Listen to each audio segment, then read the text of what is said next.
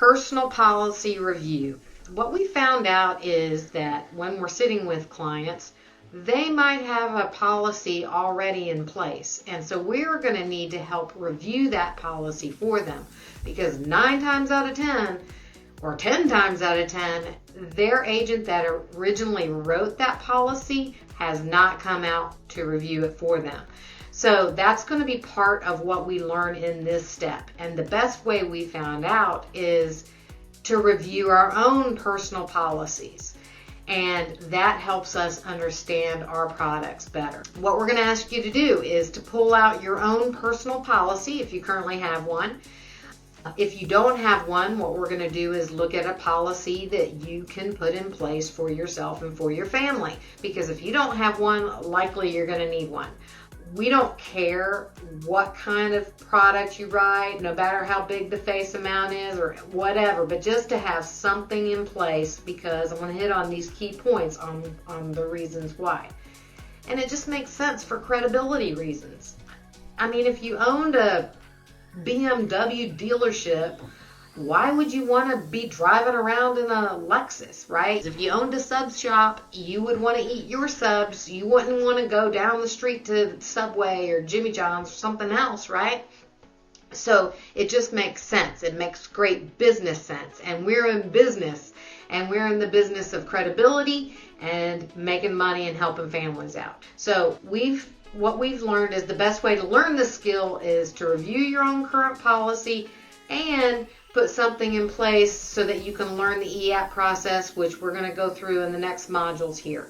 But if you own what you sell, it'll be much easier for you when it comes to selling with your clients. If you can't sell yourself, you're going to have a real hard time selling these clients. So, personal use. Invest in your own product before you even think about trying to go out and make a sale. So if you own what you offer, you have these benefits.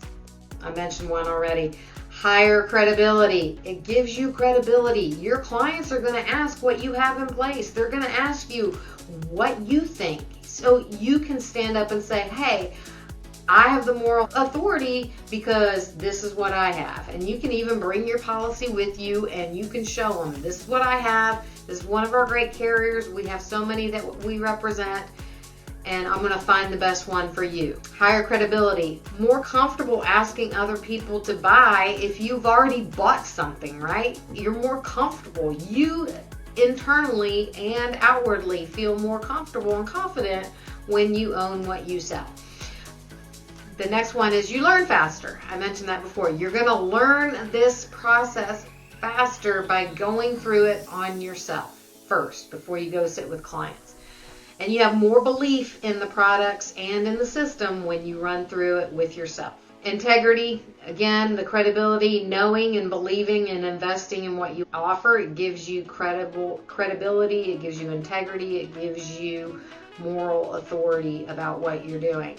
And then commitment to what you're doing. It makes you more committed when you own what you sell, right? It makes you believe in it more. And then it also builds that trust with the clients, because like I said, your clients are going to ask you, hey, what do you have? And if you can't credibly say, hey, this is what I have, it'll come across, okay? So in this section, we're going to learn how to do a review on our own personal policy and walk through a couple EAPs coming up here in the next section so you can learn this process quickly. All right, so we'll see you on the next one.